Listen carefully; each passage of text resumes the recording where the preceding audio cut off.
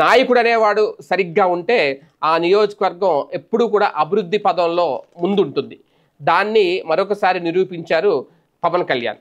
పిఠాపురం నియోజకవర్గంలో ఆయన ఈ 9 నెలల కాలంలో ఎలాంటి అభివృద్ధి చేశారు, ఎలాంటి అభివృద్ధికి శ్రీకారం చుట్టారు, ఆయన చేసిన పనులు పిఠాపురంలో చూస్తే 9 నెలల అభివృద్ధి. ఒకటి, అక్కడ ఒక రకంగా పవన్ కళ్యాణ్ వల్లే ఇప్పుడు పిఠాపురం ఈ స్థాయికి వచ్చిందని చెప్పుకుంటున్నారు.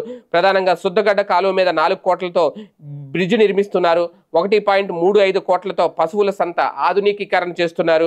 ఉపాధి హామీ ద్వారా నియోజకవర్గంలో రోడ్ల పనులు చేస్తున్నారు. 6 కోట్ల రూపాయలతో కాంపౌండ్ వాల్స్ నిర్మించనున్నారు.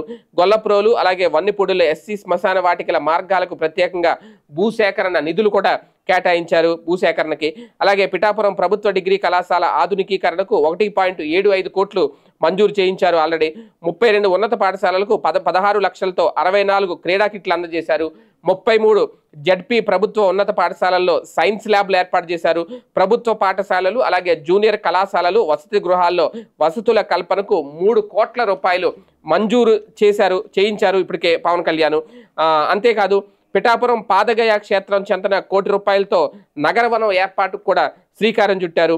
పిఠాపురంలోని టీటీడీ కళ్యాణ మండపం ఆధునికీకరణకు 73 లక్షలు, వెంకటేశ్వర స్వామి ఆలయం వద్ద మాడవీధుల నిర్మాణానికి 20 లక్షలు మంజూరు చేసి పనులకు ఆల్రెడీ ఇప్పటికే పవన్ కళ్యాణ్ శంకుస్థాపన కూడా చేశారు. దీంతో పాటు కొత్తపల్లిలో 2 కోట్ల రూపాయలతో టీటీడీ కళ్యాణ మండపం నిర్మాణం కూడా చేపట్టబోతున్నారు. గొల్లపురంలో 44 లక్షలతో తహసీల్దార్ కార్యాలయం, అర్బన్ హెల్త్ సెంటర్లో భవన నిర్మాణ పనులు కూడా పూర్తయిపోయినాయి. ఇంకా ఓపెనింగ్ ఒకటే పెండింగ్లో ఉందట, ప్రారంభించాలి వాటిని. అలాగే పట్టు రైతులకు కావాల్సిన బకాయిలను విడుదల చేయించి పరిహారం మంజూరు చేయించారు. గొల్లప్రోల్ నుంచి సూరంపేట వెళ్లే బ్రిడ్జ్ నిర్మాణానికి 26 లక్షల రూపాయలు కేటాయించారు. గొల్లప్రోల్లో తాగునీటి సమస్య పరిష్కారానికి 78 లక్షలతో పనులు నిర్వహించారు. ఇవేగాక పలు పనులకు నిధులు ఇవ్వడంతో కూడా పనులు జరుగుతున్నాయి అనేది. అలాగే ఈయన చెప్పిన ప్రధానంగా ఇచ్చిన హామీ 100 పడకల ఆసుపత్రి పిఠాపురంలో, దానికి కూడా ఆల్రెడీ త్వరలోనే రాబోతుంది.